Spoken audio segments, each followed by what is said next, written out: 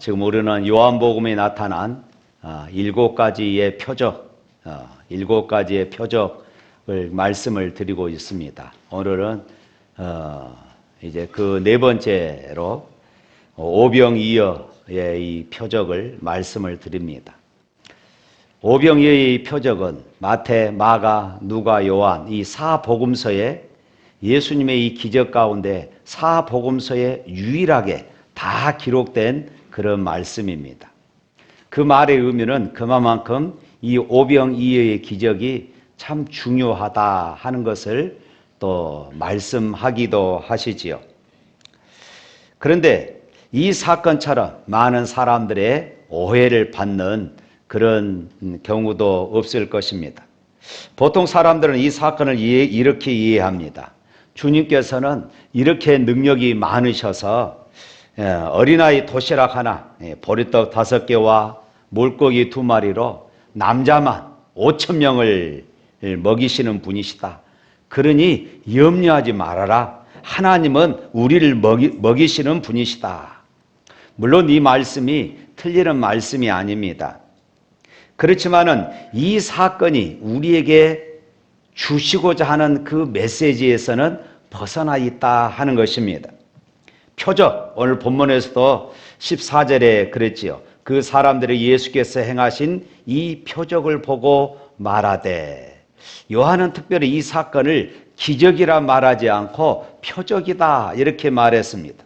그러니까 요한복음에 기록되어 있는 그 모든 사건들은 다 표적이었다. 이 표적이라 말하는 것은 그 의미가 단순히 어떤 그 사건의 기적을 이렇게 말하고자 하는 것이 아니라 그것을 상징하는 예수님께서 그것을 일으키시는 그 이유, 그것을 통하여 예수님께서 말씀하시고자 하는 중요한 의미가 있다 하는 것이었습니다.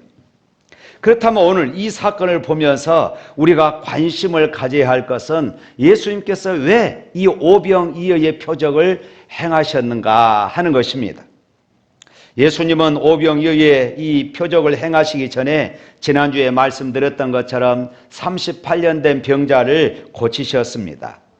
그 이후에 오늘 2절 말씀에 보면은 많은 사람들이 예수님을 따랐다 이렇게 기록하고 있지요. 얼마나 많은 사람들이 모였는지 2번씩이나 큰 무리가 2절에도 5절에도 그렇게 말하고 있어요. 큰 무리가 예수님을 따랐다.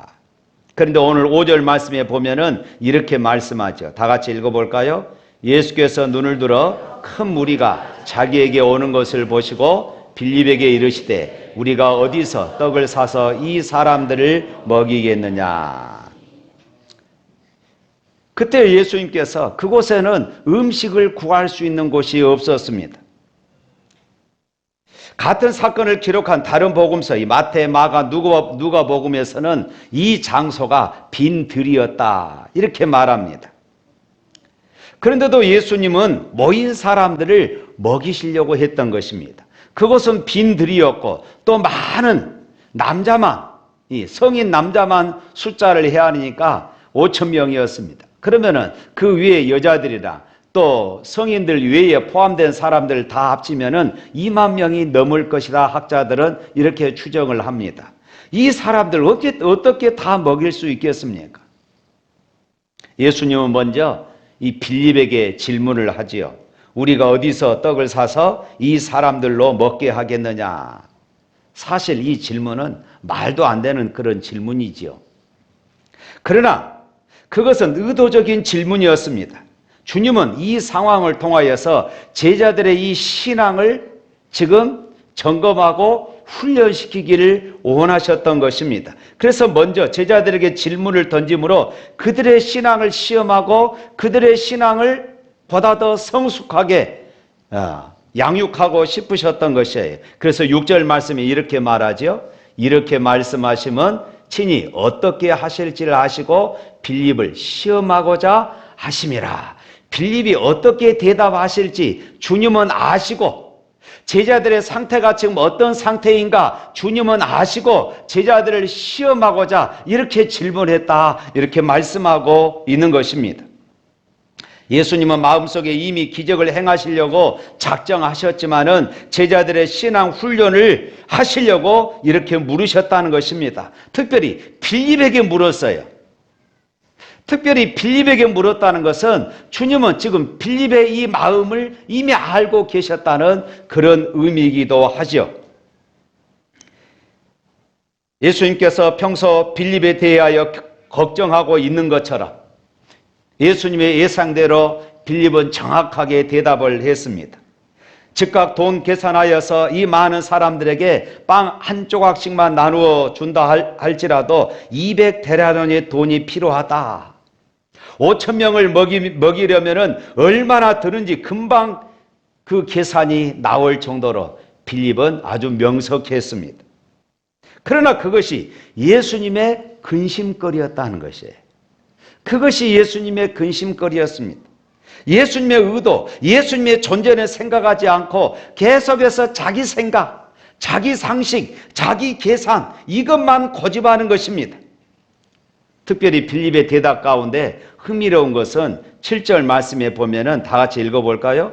빌립이 대답하되 각 사람으로 조금씩 받게 할지라도 200데나리온의 떡이 부족하리이다. 여기서 조금씩 받게 할지라도 이 말의 원문을 보면은 우리 한 입만 먹어. 우리가 그런 말 하지요. 한 입만 먹게 한다 할지라도, 한 입씩 먹게 한다 할지라도 그 말이에요. 부족하다는 것입니다. 200데나리온이라는 또 이 말의 의미도 1데나리온이 당시의 노동자 하루 품삯이에요. 그러니까 200데나리온이면은 200명의 노동자 하루 품삯이 되겠죠. 그러니까 엄청난 큰 돈입니다. 그 돈이 지금 어디 있겠습니까? 설령 그 돈이 있다 할지라도 오늘날에도 생각해 보십시오. 2만 명분의 식사를 한다 할지라도 엄청나게 힘들잖아요. 그런데 이때 당시 2만 명을 어떻게 먹일 수 있겠습니까? 한마디로 말하면은 절대 불가능입니다. 절대 불가능해요. 그러니까 빌립의 생각이 옳았습니다. 빌립의 대답이 맞았습니다. 다른 제자들도 마찬가지였습니다. 마태복음 14장 15절에 보면은 다른 제자들이 이렇게 말합니다. 이 사람들을 마을로 보내서 다 각자 알아서 먹고 오게 하십시다. 이렇게 대답을 한 것입니다. 그러나 그들은 예수님이 행하시는 기적을 이미 곁에서 많이 지켜보았던 제자들 아니었습니까? 물이 포도주 되는 그런 모습들도 그는 보았습니다. 왕의 신하의 아들을 고치는 사건도 보았습니다. 38년 된 병자도 고치시는 이 사건을 이 제자들은 직접 목격했습니다. 그럼에도 불구하고 이 제자들은 여전히 예수님에 대해서 알지를 못한 것입니다. 첫 시간부터 말씀드렸죠. 이 표적을 통하여서 예수님이 그리스도시다, 예수님이 메시아시다, 예수님이 하나님이시다 하는 것을 지금 계속해서 말씀하고 있는 것이에요. 그런데 여전히 제자들은 예수님을 그리스도로 보지 못한 것이었습니다. 결국 빌립은 이성적이고 합리적일지 모르지만은 신앙은 빵점이었습니다. 빌립은 계산적으로 아주 정확했습니다. 아주 똑똑했습니다. 그러나 그 신앙은 빵점이었어요. 그는 믿음의 방식으로 문제를 접근하지 않았고 합리적으로, 이성적으로, 계산적으로 접근했습니다. 여러분 기억하십시오. 이런 사람들을 통하여서는 하나님의 기적이 절대로 나타나지 않습니다. 사랑하는 성도 여러분, 많은 사람들이 신앙생활을 한다 하면서도 이런 틀에서 벗어나지 못한 경우들이 허다합니다. 빌립의 생각이 사실은 저와 여러분의 생각이다 이 말씀입니다. 자기 역량만큼, 자기 조건만큼만 인정합니다. 그런 사람에게는 하나님이 자기 역량 그 밖을 벗어날 수 없어요. 내 통장에 지금 돈이 얼마 있습니다. 이것 이상의 하나님을 우리가 생각하지 않는다 이 말씀입니다. 그러니까 겉보기에는 멀쩡하게 신앙생활을 하는 것 같으나 하나님의 역사를 체험할 수가 없는 것입니다. 내 생각, 내 지식, 내 경험 내 판단이 최고라고 생각하는 이런 사람들, 자기 생각에 빠져 있는 사람은 하나님의 역사와 기적을 절대로 체험할 수가 없는 것이에요. 사랑하는 성도 여러분, 우리가 믿음으로 산다고 하지만은 우리가 처한 환경은 현실을 포기하게 하는 이런 일들이 얼마나 많은지 모릅니다. 그래서 내 생각, 내 판단으로 안 돼. 이것은 안 돼. 아, 못해. 틀렸어. 이제 끝났어. 자꾸 이런 사고에 빠지게 만드는 것입니다. 젊은이들이 자주 사용하는 언어들을 보면은 한숨이 나올 정도예요. 이생망. 무슨 말인지 아십니까? 이생은 망했다. 살았으면 얼마나 살았다고. 이생은 망했다. 이렇게 말할 수 있겠습니까? 노답. 내 인생에 답이 없다는 것입니다. 답이 없어요. 답이 없는 사람, 답이 없는 인생이라는 뜻입니다. 또 자신의 처지를 빗대어서 말하는 단어 중에서 쓰레기라는 말이 있습니다. 요즘 어때? 쓰레기지 뭐. 이렇게 대답한다는 것이에요. 물론 청년들이 처한 현실이 쉽지 않다는 것을 압니다. 그러나 믿음을 가진 청년들, 특히 우리 샘물교회 청년들, 말씀을 듣는 청년들이 그렇게 말하면 안 되는 것이에요. 나는 안 될 거야, 안 돼, 틀렸어, 끝났어 라는 말은 자기 생각이고 자기 판단이고 자기 결정입니다. 우리는 전능하사 천지를 만드신 하나님 아버지를 내가 믿사오며 이렇게 고백하지만은 여전히 우리는 이 빌립의 사고틀에 매여 있는 것이에요. 그런데 가만히 생각해 보면은 이것은 사실 청년들의 생각만이 아니라 오늘 저와 여러분의 생각이라는 것입니다. 저와 여러분들도 그렇다는 것이에요. 저 또한 예배당을 건축하면서 또 아프리카 탄자니아 선교를 감당하면서 늘 계산적이고 논리적일 때가 많았음을 고백합니다. 그런데 하나님께서는 오병이어의 기적을 통하여서 하나님은 살아계신다, 하나님의 일하신다 하는 것을 저로 하여금 많이 경험하게 하셨어요. 특히 탄자니아 선교를 하면서 어떤 장로님께서 10만 평의 땅을 헌신하셨습니다. 선교사님께서 그 땅을 보여주면서 비전을 말씀을 하신 것입니다. 이곳에서 유치원부터 또 초등학교, 중고등학교, 대학교 이렇게 학교를 지어서 탄자니아 젊은이들을 크리스찬 인재로 이렇게 배출하는 것이었습니다. 그리고 20년, 30년 후에 탄자니아와 그리고 아프리카를 이끌어 나갈 수 있는 인재들, 믿음의 인재들을 배출하는 것이라고 그렇게 말하는 것입니다. 그 이야기를 들으면서 제 가슴에 감동이 온 것이에요. 그래서 제가 선교사님께 그랬습니다. 예, 선교사님, 이거 샘물교회가 하겠습니다. 그때부터 제 마음에 부담이 왔어요. 왜냐하면 그때는 우리 샘물교가 아직 예배당을 건축하지 않을 때였고 예배당을 건축하려고 교회가 지금 몸부림치던 그런 시기였습니다.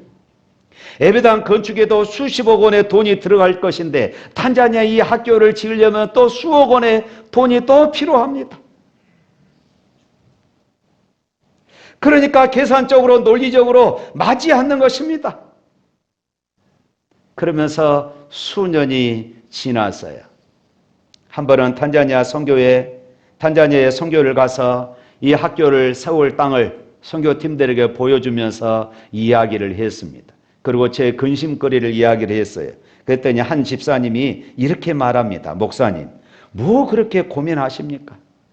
우리가 선교지에 예배당을 세우기 위해서 1,000만 원씩 헌신하는데 우리 교실 한 칸씩 1,000만 원 헌신하십시다. 제가 맨 먼저 교실 몇 칸을 짓도록 헌신하겠습니다. 이렇게 말씀하시는 것이에요. 하나님이 이분을 통하여서 이렇게 하시는구나.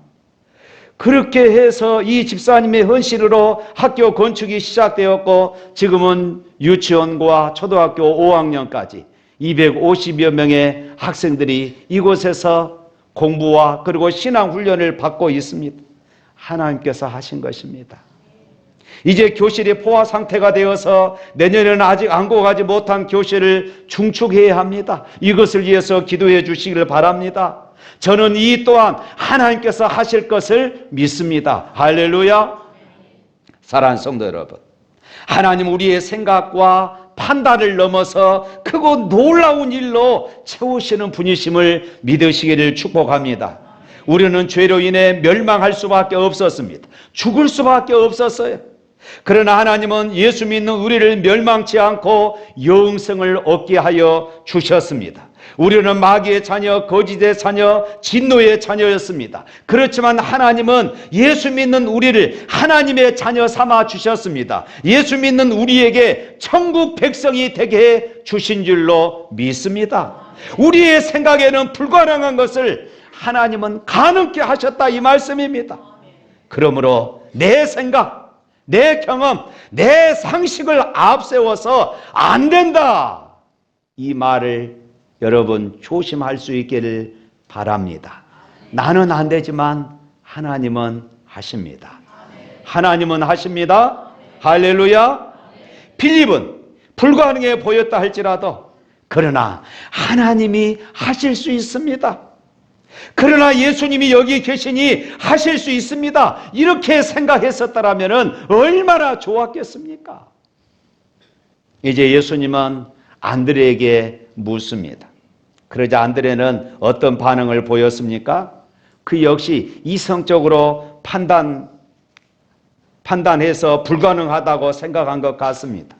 그러나 이 안드레는 빌립과 조금 달랐습니다.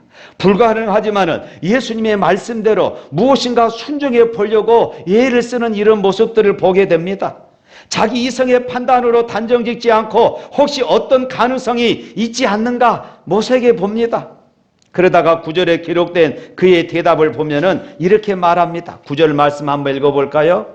여기 한 아이가 있어 보리떡 5개와 물고기 2마리를 가지고 있나이다. 그러나 그것이 이 많은 사람들에게 얼마나 되겠사옵나이까? 안드레는 일단 예수님이 하신 말씀을 존중합니다. 그리고 예수님의 그 말씀에 따르는 신용을 했던 것입니다. 그래서 모두 무슨 수가 없는가 알아보니까 한 어린이가 도시락 하나를 가지고 왔어요. 오병 이에 도시락을 가지고 있었습니다. 그것을 얻어가지고 주님께 가지고 옵니다. 불가능한 것 같은데 혹시 주님께 무슨 방법이 있지는 않을까? 주님께 여쭈었습니다. 그것은 정말로 너무나도 작은 믿음이었습니다. 흔히 우리가 생각하는, 비유하자면 겨자씨만한 그런 믿음뿐이었습니다. 그러나 겨자씨 같은 믿음도 주님은 기뻐하십니다. 할렐루야. 그리고 능력으로 역사해 주십니다. 마태복음 17장 20절 말씀에 보면은 이렇게 말씀합니다. 우리 다 같이 한번 읽어볼까요? 이르시되 너희 믿음이 작은 까닭이니라. 진실로 너희에게 이르노니 만일 너희에게 믿음이 겨자씨 하나만큼 있어도 이 산을 명하여 저기로 옮기라 하면은 옮겨질 것이라. 할렐루야. 그래서 예수님은 이 안드레의 이 조그마한 믿음, 조그마한 이 가능성을 귀하게 보신 것이었어요. 아주 적은 믿음이었지만은 그것을 기뻐하셨습니다. 그리고 오병이어를 손에 들고 축사하셨습니다. 그때 기적이 일어난 줄로 믿습니다. 사랑하는 성도 여러분, 오늘 저와 여러분들에게 이런 믿음이 있기를 축복합니다. 그러면은 하나님께서 하십니다. 하나님께서 하십니다. 이것이 중요해요. 오늘 본문 14절 15절 말씀 한번 읽어볼까요? 14절 15절. 그 사람들이 예수께서 행하신 이 표적을 보고 말하되 이는 참으로 세상에 오실 그 선지자라 하더라. 그러므로 예수께서 그들이 와서 자기를 억지로 붙들어 임금으로 삼으려는 줄 아시고 다시 혼자 산으로 떠나가시니라.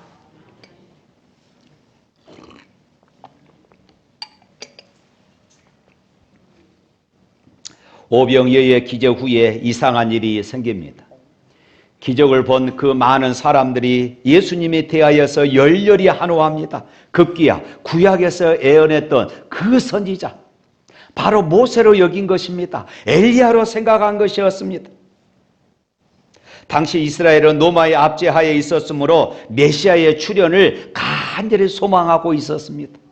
정치적인 메시아, 경제적인 대통령을 그들은 기다리고 있었던 것이에요. 예수님이 바로 그 메시아라는 것입니다. 그래서 그들은 어떤 행동을 합니까? 예수님을 억지로 붙잡아서 자기들의 왕으로, 자기들의 임금으로 삼으려고 했습니다. 떡을 마음껏 만들어내시는 예수님을 보면서 예수님을 자기들의 왕으로 삼으면은, 야, 예수님이 경제 대통령이니까 이제는 우리가 먹고 사는 이 문제는 해결할 수 있겠다, 이렇게 생각을 했던 것입니다. 그때 예수님의 반응이 무엇이었습니까? 혼자 산으로 올라갔다, 피신해 버린 것입니다. 예수님이 도망치듯 가버렸다는 것입니다. 인간적으로 생각해 보면 이상합니다. 지금 예수님의 인기가, 오병이어의 기적을 통하여 예수님의 인기가 하늘을 찢었습니다. 왕이 되려고 하는 그때의 도망가니 얼마나 참 이상합니까? 그런데 여러분, 예수님께서 이 자리를 피하신다는 것은 예수님의 거부였어요. 예수님이 거부하신 것입니다. 그렇습니다. 무리들은 정치적인 메시아를 기다렸습니다. 경제적인 메시아를 기다렸습니다. 그렇지만 예수님은 영적인 메시아였어요. 오병이어의 기적이, 오병이어의 표적이 단순히 먹고 마시는 것, 이것이 아니라 바로 여기에 있었던 것이에요. 무리들은 단순히 예수님을 그들의 정치적, 경제적 문제, 육신적인 문제만을 해결해 줄 것을 기대하고 있었습니다. 메시아관의 착오였습니다. 2절에 보니까 그들이 몰려있는 것은 바로 병든 자를 고쳐주신 까닭이라, 그것을 보고 많은 무리들이 예수님을 지금 따라왔다는 것입니다. 이것은 곧 한마디로 말하면 기복주의 신앙이었던 것이에요. 물론 하나님이 우리에게 물질적이고 육신적인 축복을 주신 것을 믿으시기를 바랍니다. 그러나 우리가 예수 믿는 것은 단순히 내가 물질적인 축복, 육신적인 축복을 얻는 것이 전부가 아닙니다. 이것은 2차, 3차적인 것이에요. 우리가 먼저 1차적인 것은 내 영적인 축복입니다. 내가 영생을 얻는 것이에요. 내가 구원을 얻는 것입니다. 그런데 이들은 이런 1차적인 목적을 잊어버리고 모르고 그들은 2차적인 것, 3차적인 것만 추구했던 것입니다. 무리들은 갑자기 사라져버린 예수님을 찾아 헤맵니다. 그러다가 결국 예수님을 또 찾았습니다. 그때도 예수님은 매정하리만치 그들을 거부합니다. 6장 26절부터 27절 말씀 한번 읽어볼까요? 26절 27절 시작. 예수께서 대답하여 이르시되 내가 진실로 진실로 너희에게 이르노니 너희가 나를 찾는 것은 표적을 본 까닭이 아니요 떡을 먹고 배부른 까닭이로다. 썩는 양식을 위하여 일하지 말고 영생하도록 있는 양식을 위하여 하라. 이 양식은 인자가 너희에게 주리니 인자는 아버지 하나님께서 인치신 자니라. 그러면서 예수님은 스스로 당신을 이렇게 소개합니다. 6장 또 48절 말씀 한번 읽어봅니다. 48절 말씀 시작. 어째 화면 안 보여줘요? 48절 말씀 시작. 내가 곧 생명의 떡이니라. 내가 곧 생명의 떡이다. 예수님은 지금 오병이어의 사건을 통하여서 예수님 자신이 생명의 떡이다, 이렇게 말씀하고 있어요. 생명의 떡인 예수님을 믿으면은 영생을 한다는 것입니다. 또 51절 말씀 읽어봅니다. 51절에 있는 말씀 시작. 나는 하늘에서 내려온 살아있는 떡이니 사람이 이 떡을 먹으면 영생하리라. 내가 줄 떡은 곧 세상의 생명을 위한 내 살이니라 하시니라. 떡은 예수님의 살을 의미한다고 했습니다. 내 살을 먹으라, 이렇게 지금 말씀하신 거예요. 그리고 이어서 주님은 또 음료를 말씀하시는데 예수님의 피를 또 말씀합니다. 54절 55절 말씀 또 읽어봅니다. 내 살을 먹고 내 피를 마시는 자는 영생을 가졌고 마지막 날에 내가 그를 다시 살리리니 내 살은 참된 양식이요 내 피는 참된 음료로다. 결국 무슨 말씀을 하신 겁니까? 예수님은 십자가를 치러 오셨다는 것이에요. 죄 없는 하나님의 아들이 십자가 사형틀에서 살을 찢으시고 피를 흘리심으로 인간의 죄를 대속하고 믿는 자들에게 영생 구원을 주신다는 이런 말씀이었습니다. 그런데 무리들은 당장 눈앞에 보이는 물질적인 것, 육신의 이런 축복만을 바라보고 있었던 것입니다. 그리고 예수님의 이 말씀을 이해하지 못해서 야, 예수님이 미쳤나? 어떻게 자기 살을 먹고 자기 피를 마시라고 그래? 사람들은 이렇게 생각한 것이에요. 그래서 오늘 66절 말씀에 이렇게 말합니다. 66절 말씀 또 한번 읽어보도록 하겠습니다. 그때부터 그의 제자 중에서 많은 사람이 떠나가고 다시 그와 함께 다니지 아니하더라. 예수님의 이 말씀을 이해하지 못한 사람들은 예수님을 미쳤다고 생각하고 다 떠나가 버린 것이에요. 그때 예수님의 모습, 그렇게 예수님을 환호하면서 따라다녔던 그 많은 무리들이 뒤돌아서 가버리는 이 모습을 예수님을 보시면서 얼마나 씁쓸해 하셨을까 상상해 봅니다. 그리고 남아있는 제자들에게 주님이 이렇게 물으셔요. 67절 말씀 읽어봅니다. 예수께서 12 제자에게 이르시되 너희도 가려느냐? 너희도 가려느냐? 너희도 나를 버리려느냐? 더 이상 기적이 일어나지 않는다고, 너희 문제가 해결되지 않는다고, 네 인생의 문제가 해결되지 않는다고 너희도 나를 따라려느냐? 이때 베드로가 아주 기가 막힌 말을 고백하지요. 68절 말씀입니다. 시몬 베드로가 대답하되 주여 영생의 말씀이 주께 있사오니 우리가 누구에게 가오리? 주여 영생의 말씀이 여기 있사오니 우리가 누구에게 가오리까? 얼마나 멋진 말씀입니까? 사랑하는 성도 여러분, 정말로 우리에게 중요한 것은 내 인생의 문제가 해결되는 것, 이것이 아닙니다. 이것은 2차적인 것이에요. 정말로 우리에게 중요한 것은 영적인 신앙입니다. 신앙의 목적은 물질적인 육신적인 축복이 아닙니다. 십자가 대속을 믿음으로 죄와 사망에서 구원을 받고 영생을 얻는 것입니다. 십자가가 빠지면 참 신앙이 아닙니다. 구원의 문제를 도외시한 채 물질적인 축복, 육신적인 축복만 구하는 것은 기복주의 신앙인 것이에요. 사랑하는 성도 여러분, 우리도 오병이어의 기적을 보면서 여전히 떡에만 관심을 갖는 것은 아닙니까? 오늘날에도 오병이어의 기적을 재현하자고 다짐하며 평생 동안 하나님 오병이어의 기적이 일어나게 하여 주옵소서 이렇게 기도하고 있지는 않습니까? 표적 자체가 목적이 아니고 이를 통하여서 드러나고 있는 그리스도를 향하고 있습니다. 떡이 아니라 영적인 대로 가야 한다는 말씀입니다.